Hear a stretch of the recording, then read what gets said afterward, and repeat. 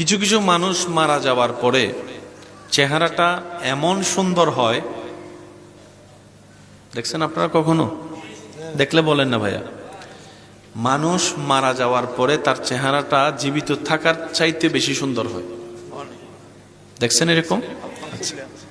অনেক সময় এরকম মৃত ব্যক্তির লাশ দেখতে গিয়ে অনেকের মনে হয়েছে চেহারা দেখে যে মনে হচ্ছে ঘুমাচ্ছে। একটু আওয়াজ দেন।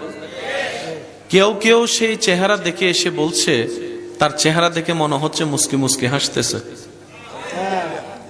আবার অনেকের মুখে এমনও শোনা যায়, বলে যে এত সুন্দর করে ওনাকে শোয়ানো হয়েছে, উনি শুয়ে আছেন, চেহারাটা দেখে মনে হচ্ছে একটা পুতুল শুয়ে আছে। এই বাস্তবতাটাও পৃথিবী দেখেছে।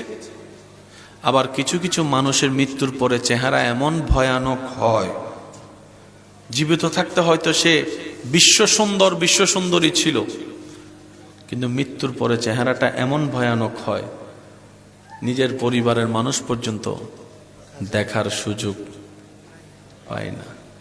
দেখার ইচ্ছা থাকলেও ভয়ের কারণে দেখতে পারে না। মনে রাখবেন, একজন মানুষের জন্য, একজন মুসলমানের জন্য দুইটা বিষয়ে কম্প্রোমাইজ করা কখনোই ঠিক নয়। একটা হচ্ছে জীবন নিয়ে কম্প্রোমাইজ, আর একটা হচ্ছে ঈমান নিয়ে কম্প্রোমাইজ। সবকিছু নিয়ে কম্প্রোমাইজ চলবে। আমার মোবাইলটা নিতে চাও, নাও, কারণ সেটা ব্যাক আসার সুযোগ আছে। জীবনের একটা সেকেন্ড চলে গেলে সেটা আর ব্যাক আসার সুযোগ। তো কারো জন্য ব্যতীত মন নিয়ে আজীবন কান্না করে সময় নষ্ট করার মতো বোকামি আর কিছু হতে পারে? জীবন নিয়ে কোনো কম্প্রোমাইজ চলবে।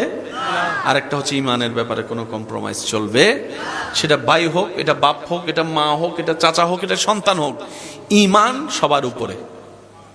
সুবহানাল্লাহ বলা যাবে?